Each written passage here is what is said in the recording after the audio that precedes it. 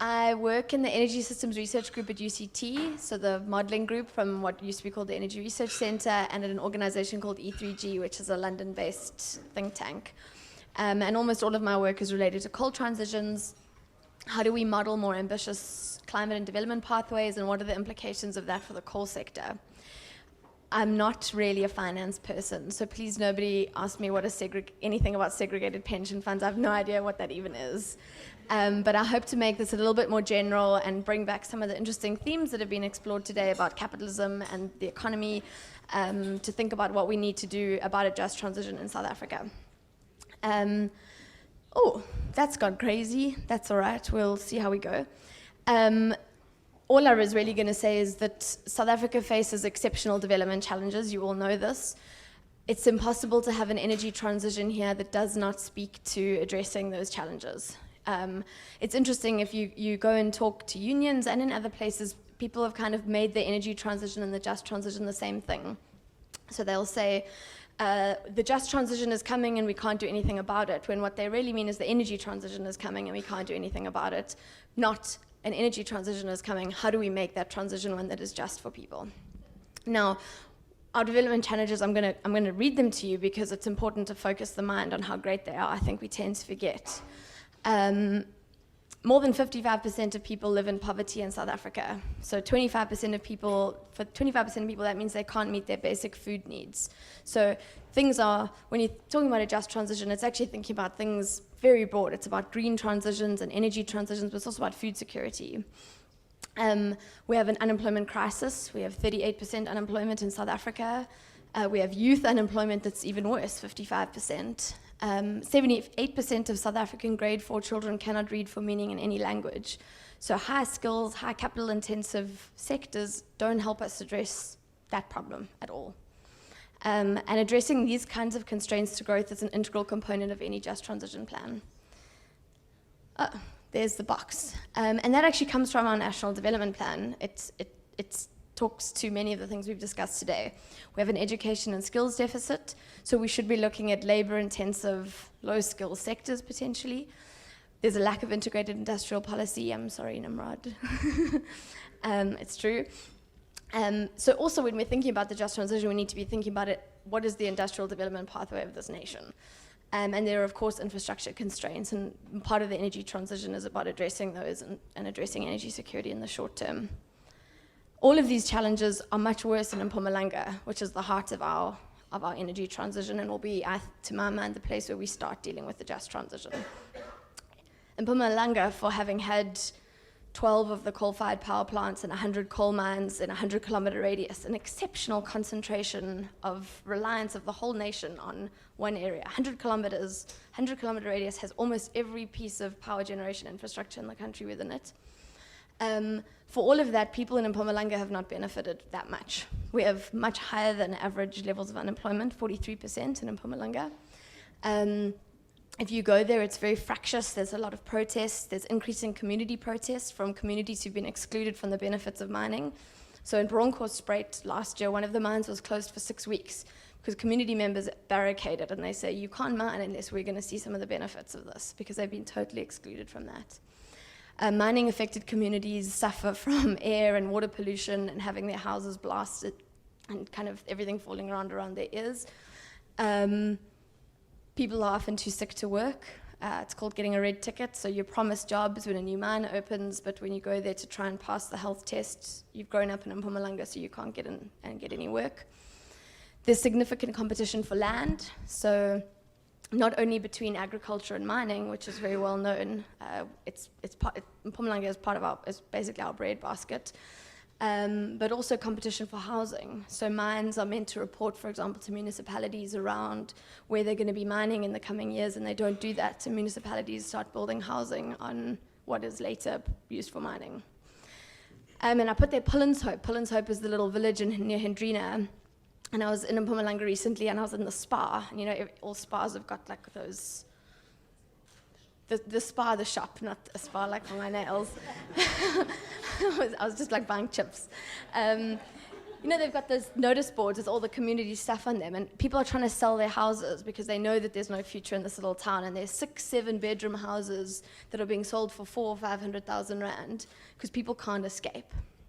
And you've seen this happen on the West Rand and the old gold mining regions. One of the biggest effects of the collapse of the gold industry, beside hundreds of thousands of jobs being lost, of course, is that people get trapped there because they've got house mortgages and they can't sell their houses, and they don't have work, they can't pay them off. So they can't leave. There's no ability for workers necessarily to leave these areas. At the top there, that's the Kendall ash heap for people who like the detail of all of these stories. And the picture there is of women who are collecting coal from a mine. Doesn't matter which one, but they blow a whistle in the evening so women can come and pick coal to use in their houses, because there's also exceptionally high levels of energy poverty. 100,000 households is burning coal with it inside them. So this paradox of coal is that the country has developed on the basis of cheap electricity in a very exclusionary way, but people in Mpumalanga have not. So why do we need to plan?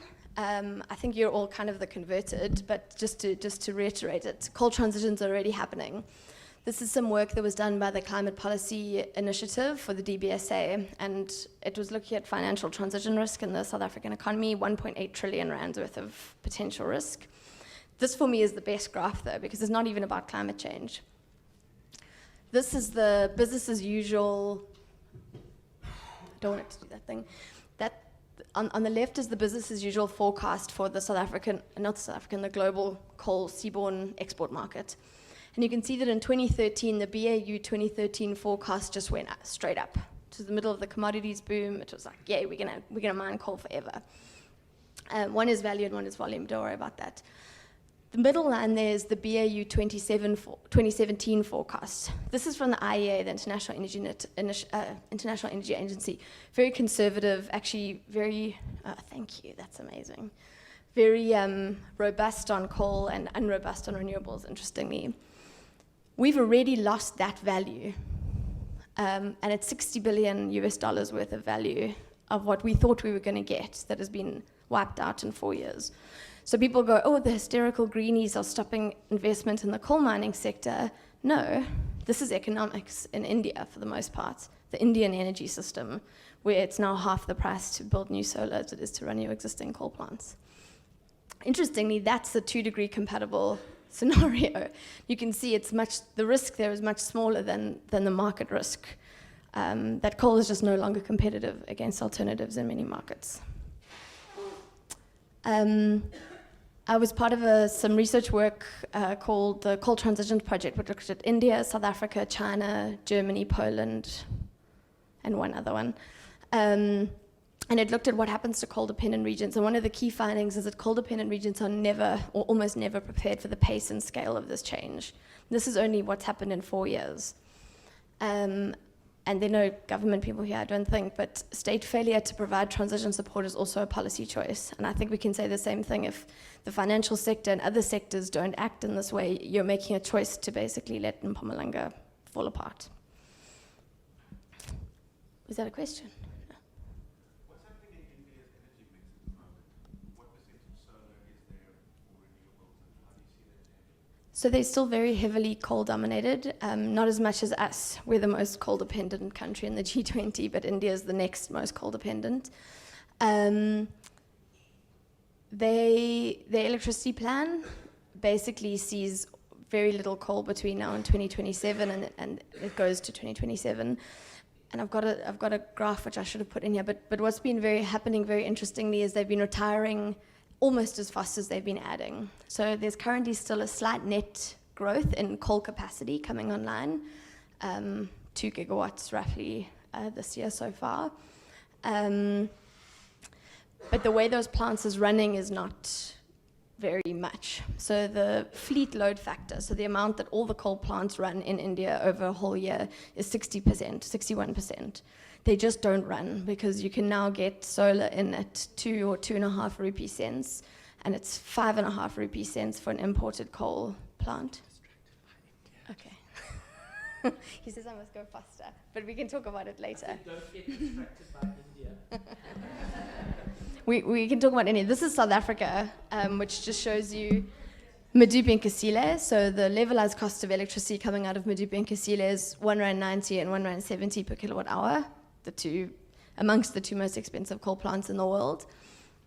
This is what happened, as you all know, under the REI PPPPP. We started very high, we fell down. In 2016 rands, we earned 62 cents per kilowatt hour. That's low. I mean, yesterday they had below 2 cents in the Middle East. We're not likely to get to that. We've got SED and ED requirements and higher costs of capital, but it's low. The new coal plants, the coal IPPs, are more than R1 each. So you have already in 2015 a 40% difference between renewables and coal.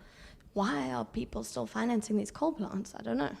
Makes the whole of the rest of the economy, starts to put the rest of your economy at risk with higher and higher electricity tariffs.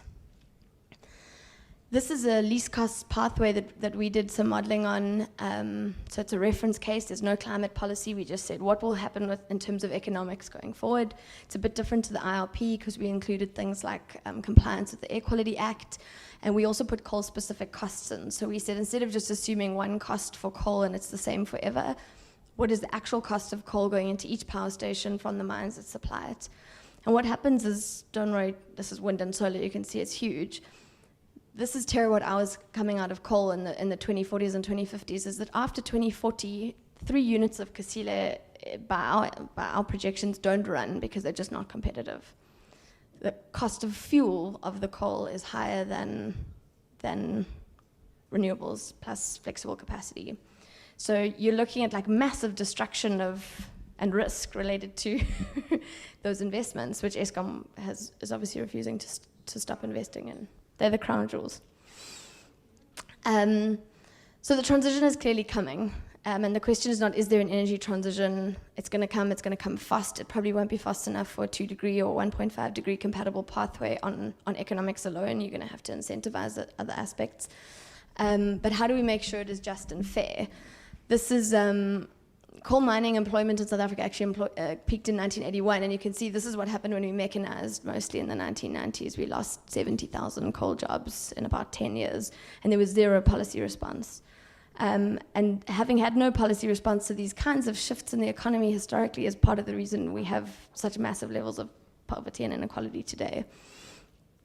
If we look at where we think we're going to go in the coal mining sector, you can see this is economics. This is what happens because coal can't compete anymore, and this is a slightly more ambitious 2-degree scenario. And we're going to go down, we're going to lose 50 or 50,000 coal mining jobs in the next 20 years. So you need a plan from Mpumalanga. Each of those miners has 3 or 3.5 dependents. The unions like to say 10. That's not what it is. It's probably about 3. Still significant. One thing we didn't actually talk about at all today is what is a just transition, which is good because everyone can make it mean whatever they want it to mean, right? I've taken this from the ILO, the International Labour Organization. It's been agreed by governments and by employers, and it's also in the Paris Agreement with a similar sort of bent. And what I found very interesting about it is that it says we need coherent policies across the economic, environmental, social, education, training, and labour portfolios to provide an enabling environment for enterprises, workers, investors, and consumers to embrace and drive the transition towards environmentally sustainable and inclusive economies and societies.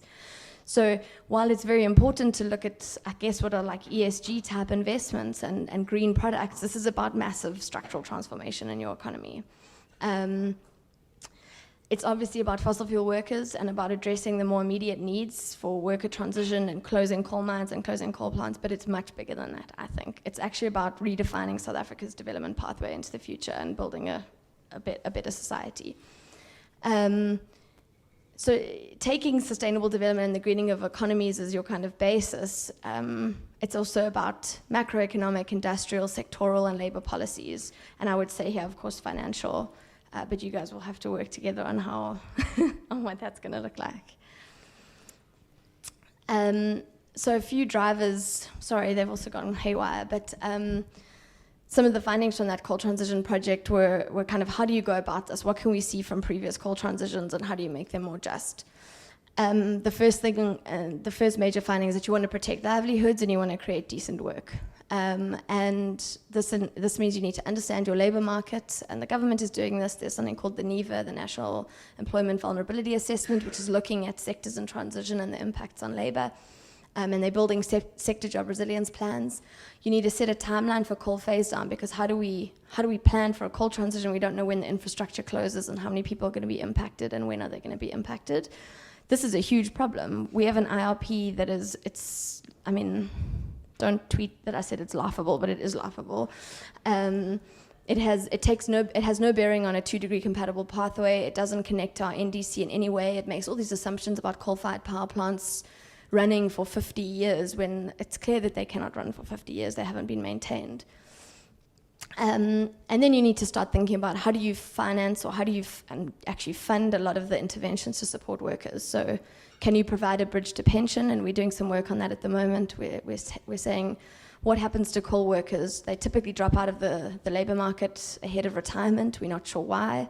Internationally, it's because people are often sick. They can't make it to 65 years. They drop out at 55 and they die. But if we need people to retire even earlier, what is the cost of doing that? And of course, the optimal outcome is not just to offer everyone retirement. It's to try and get them into new kinds of work. But for that, you need growth in Mpumalanga, right? How do you pay? How much will it cost? And we think that could be an upper bound estimate of what the transition costs will be for workers. Our coal mining workforce is very young. The median age is under 40, so it's not like people are going to age and get out of the system in the timeframes that we need to be thinking about coal phase out. Then you need reskilling and retraining programs within Eskom and within coal mines. You need to redeploy workers who can't be retrained, and that happens. I mean, coal mining companies redeploy high-skilled workers, but not low-skilled workers. And then you need to there's a huge coordination problem. So how do you do this regionally? How do you get all these firms to work together to pool their resources, to pool workers and move them around? And who establishes integrated retraining programs? At the moment, the Mining Qualifications Authority is meant to, with mines, create post-mining education and training. It's a failure. It doesn't work. And we need to really be thinking about this. We've got 70,000 people in the sector. Then, of course, you have the most important part, and this is where I think it's about structural transformation, and this is where the role of the finance sector comes in. You have to build inclusive and resilient economies, and I think we can start with Mpumalanga, but this is really about the whole country.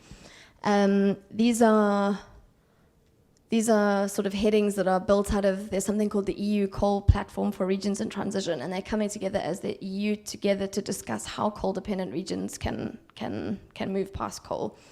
And I won't go through it all, but there are interesting ideas. You can develop industries that are related to existing activities like energy sector, so you can put renewable energy in Mpumalanga, for example.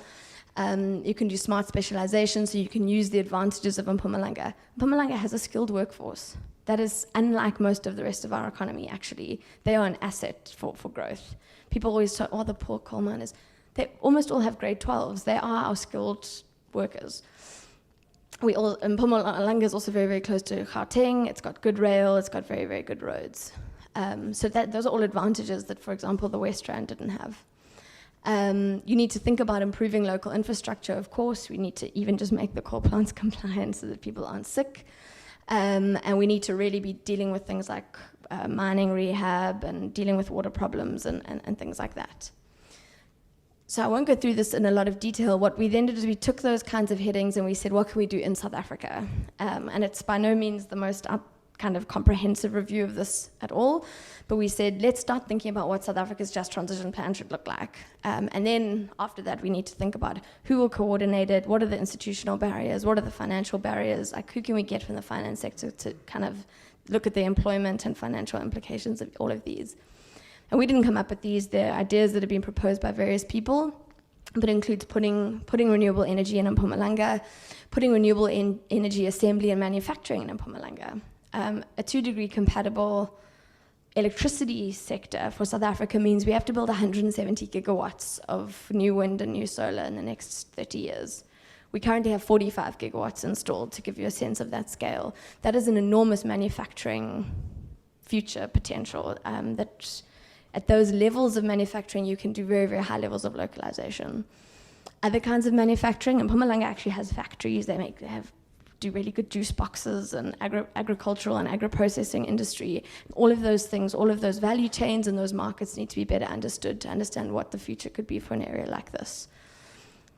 And then we have the things that we think are kind of the softer, less economic, but more socio-economic transformation, but still equally important. So we need education and literacy training. Already, even in mining, there's a problem getting enough students with maths and science to work in the mines. And that's clearly a national problem, but we should be addressing it. There needs to be huge ecosystem services, rehab, mining, catchment clearing interventions, including things like Nimrod and I had a workshop a few weeks ago on growing hemp and bamboo in Mpumalanga, because there's all sorts of interesting products that you can make from them, but you can also basically soak up heavy metals from ex-mining land and concentrate it in bamboo or hemp, get rid of that, use that for waste, and then use the land for other things. It's legal now, you can do anything you like. No. No, you don't. No, we also don't want to make like bamboo socks out of the toxic land until it's not toxic anymore. That's the point.